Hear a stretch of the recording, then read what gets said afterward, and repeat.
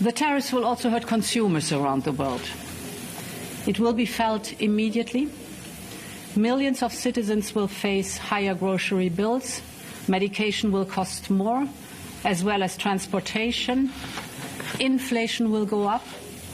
And this is hurting in particular the most vulnerable citizens. That was the head of the European Commission, Ursula von der Leyen, delivering a clear warning. Trump's tariffs won't just hurt America, they'll drive up costs across the globe, especially for the most vulnerable.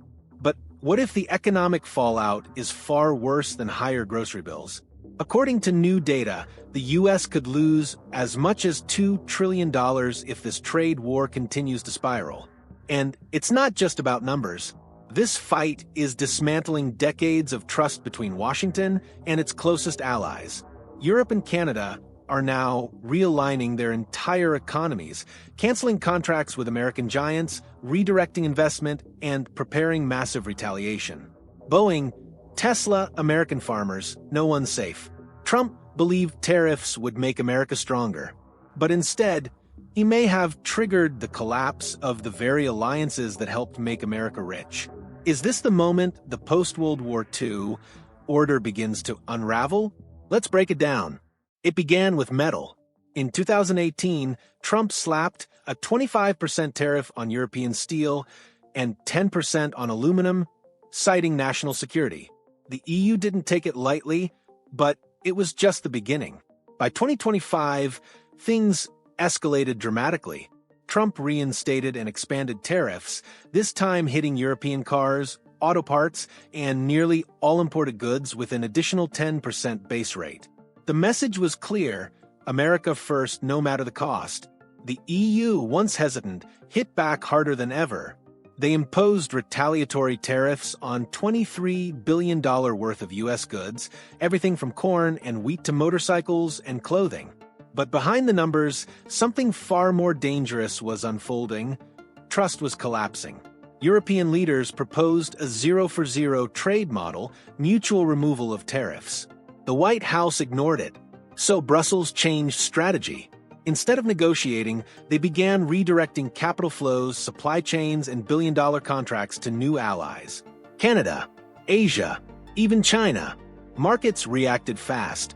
The U.S. trade deficit ballooned to a record $140.5 billion in early 2025. Imports surged by over 41% as businesses scrambled to buy goods before more tariffs landed. Meanwhile, GDP shrank by 0.3%, the first decline in 3 years. The warning signs were everywhere. American companies were losing access. Europe was pulling away, and economists began whispering a number no president wants to hear: $2 trillion. That's the projected loss if this path continues. But while most eyes were on the numbers, something even bigger was brewing in the skies above, a quiet but deadly move that would hit one of America's most iconic companies. And the shock would come from Europe. It started as a threat, but it's quickly becoming a reality. The European Union is considering canceling a massive $43.2 billion aircraft order from Boeing. And this isn't just a routine contract under review. This is a critical blow to one of America's biggest exporters and a symbol of national industrial pride. Ryanair, Europe's low-cost airline giant, has already sounded the alarm. CEO Michael O'Leary warned that if tariffs push prices any higher, they'll walk away from their $30 billion Boeing 737 MAX deal and explore alternatives, from Airbus to China's rising contender Comac. Just a few years ago, such a shift would have been unthinkable. Now, it's gaining momentum. Boeing is in crisis mode. The company's already grappling with internal quality control issues and production delays. But this is different. This is political, strategic, and deeply personal. Losing the EU market wouldn't just cost jobs at Boeing. It would ripple through the American economy, from aerospace suppliers in Kansas and Washington state to logistics hubs across the Midwest. And Boeing isn't the only one bleeding. Tesla's European sales have plummeted, down 60% in Germany and a staggering 81% in Sweden. The brand's image has become politically charged overseas. tied to the same protectionist agenda that's fueling tensions. This isn't just retaliation. It's a message. Europe is no longer afraid to walk away from American giants. But if Europe walks, who's stepping in to take its place? The answer lies not across the Atlantic, but just across Canada's border. While the U.S. clings to tariffs, Canada is quietly stepping into the spotlight. At the heart of this shift is CETA, the Comprehensive Economic and Trade Agreement between Canada and the European Union. Signed in 2016 and provisionally applied since 2017, CETA has already eliminated 98% of tariffs between the two sides. By 2024, nearly all remaining barriers vanished. And now, in 2025, it's transforming from a trade deal into a full-scale economic alliance. As the U.S. burns bridges, Canada is building them. Europe has begun shifting contracts, investment flows, and long-term strategic plans toward Ottawa. From pharmaceuticals to high-tech manufacturing, Canadian companies are being prioritized where American ones once dominated.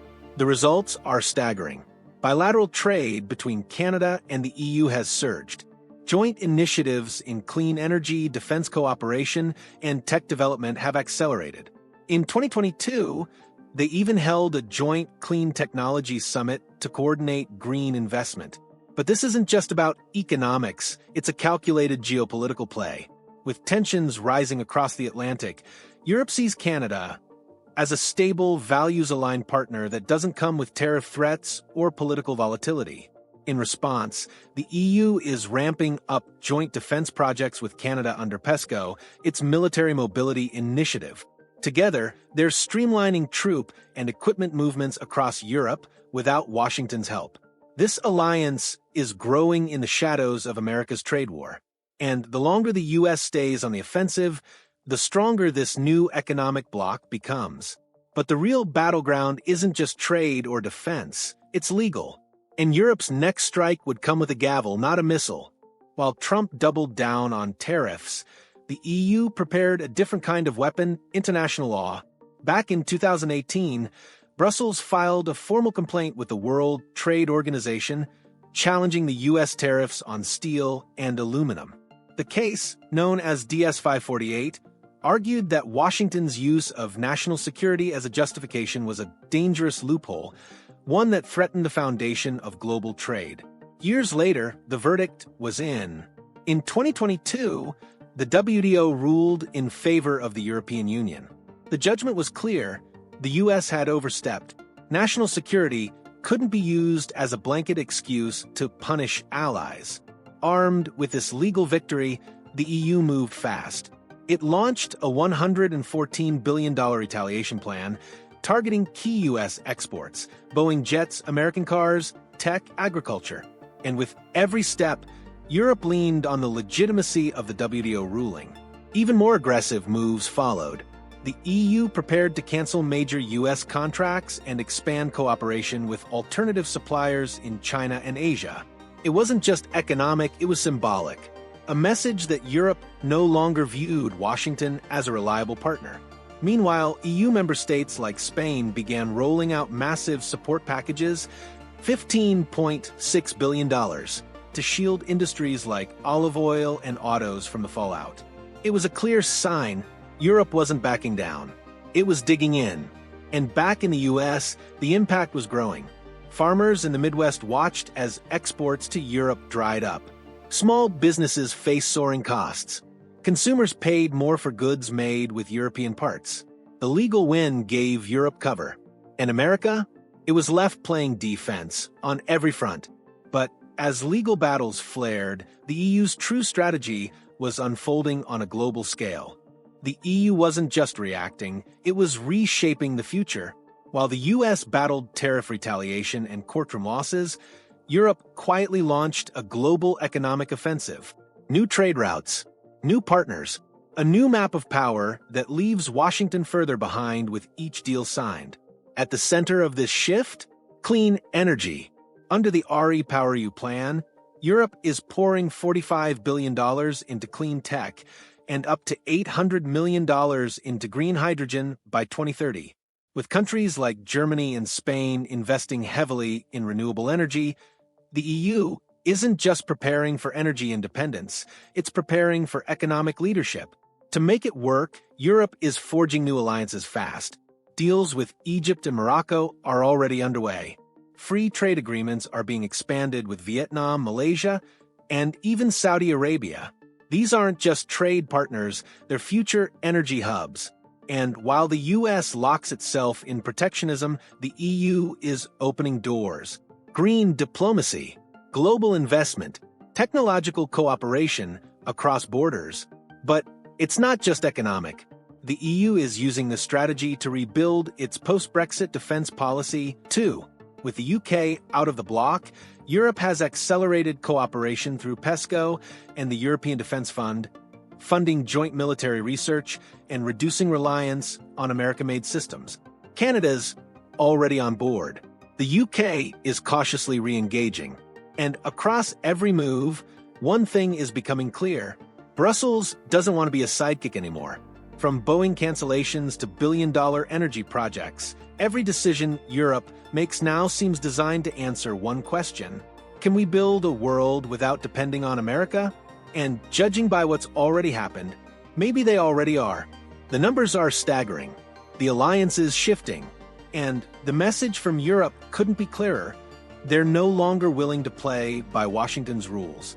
What started as a tariff dispute has spiraled into something far bigger, a global realignment of trade, defense, and influence. The EU is canceling contracts, forging new energy deals, and building economic bridges far from American shores. Canada, Asia, even former adversaries are stepping in to fill the void. Meanwhile, U.S. industries, from aviation to agriculture, are paying the price. Consumers feel it at the checkout line. Workers feel it in lost jobs. And the country feels it in a shrinking sphere of influence. Trump's tariff gamble was bold, but if this trajectory continues, it may also become one of the most expensive political miscalculations in modern history. The world is moving on, and the question now is, will the U.S. adapt or be left behind?